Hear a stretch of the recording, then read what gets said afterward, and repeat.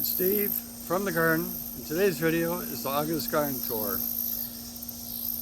As summer is winding down, we're starting to transition the garden from summer garden to the fall garden. So let's go take a look. I found planting a sweet corn. It's getting close. Some of these cobs will be ready probably next weekend, and other cobs will be ready maybe a week or two after that. Even though all these seeds were planted at the same time, they didn't grow uniformly for some reason. This is the Illinois Extra Sweet. It's like an 80-day or something like that variety. If you look down this way, the other sweet corn I had planted, I had cleared out most of those stalks, and I've been harvesting the kidney beans off of here. My daughter and I have been taking those kidney beans and showing them and putting them into bags for storage until I get ready to make some chili beans. You can see the buckwheat here is in full bloom. The bees have been going all over this.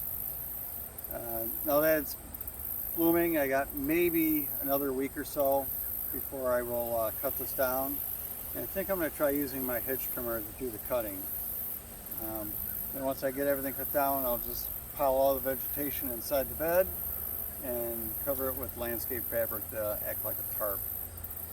Now this fall, in like say mid-October, I'm going to be planting garlic in this bed and the next bed over here where the tomatoes are at.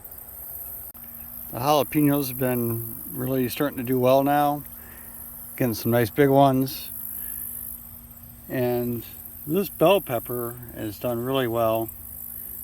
I mean, we're getting some really nice peppers off of this. Going over here, I mean, I have a lot of jalapenos. I'm going to be leaving most of these to turn red so that I can pick them when they're fully ripe. Then I will save the seeds from them.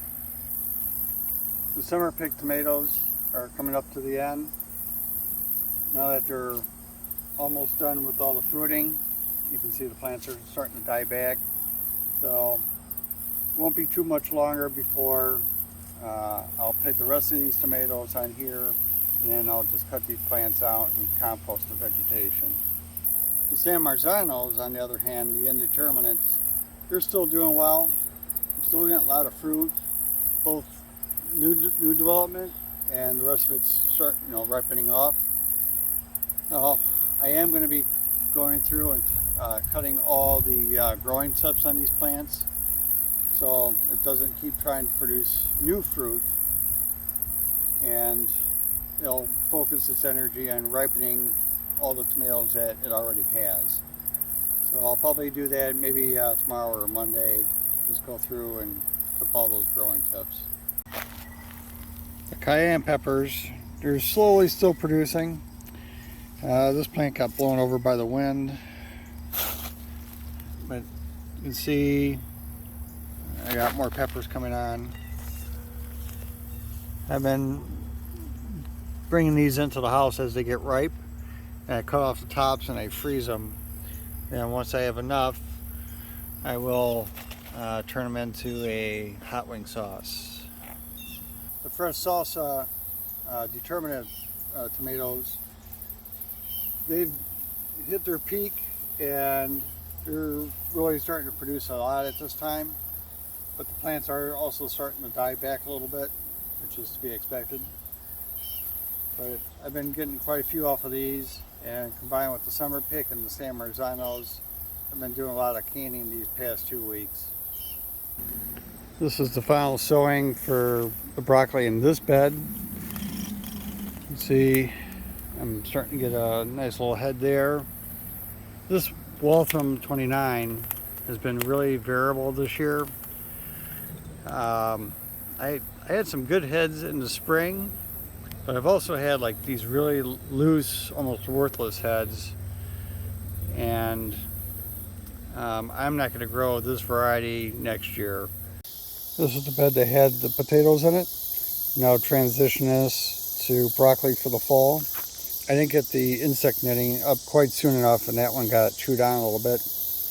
But I got broccoli in here, and I got more seeds started so I can fill out the rest of this bed and then as the temperatures cool down, I'll switch the insect netting out for plastic. The popcorn is now starting to dry out. It'll probably be another month or something close to that before all the popcorn is ready for harvest. But now that they're starting to dry out, we're getting closer. And in another 2 or 3 weeks, I'll be pulling all those sweet potatoes out. They're growing in between the corn. In the raspberry bed, the primocanes are starting to form berries now.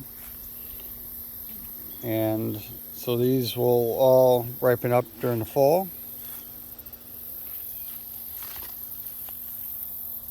And over in this section, I actually have berries that are already ripe. So there'll be more berries coming on. Now, not all of these will form berries during the fall. Some of them will only bear during June. But this bed is really filling in nicely now. The only spot that's really a gap is this area. And during the early part of the year, this whole area was pretty much shaded out by the Joan Jay raspberries. For the watermelon bed, I am starting to get some sizable watermelons. Got one here, another one going here. There's a couple more over in this area over here. So hopefully it won't be too much longer. We'll get some watermelons. Winter squash, some of these acorn squash are now ready. You can see the tendrils all dried up. And the stem is like hard and kind of dry also. I got one of the miniature butternuts right there. And the butternuts are just kind of scattered throughout this whole bed I have. And the acorn squash is kind of intermixed with it too. Now you can also see that the winter squash is starting to succumb to disease.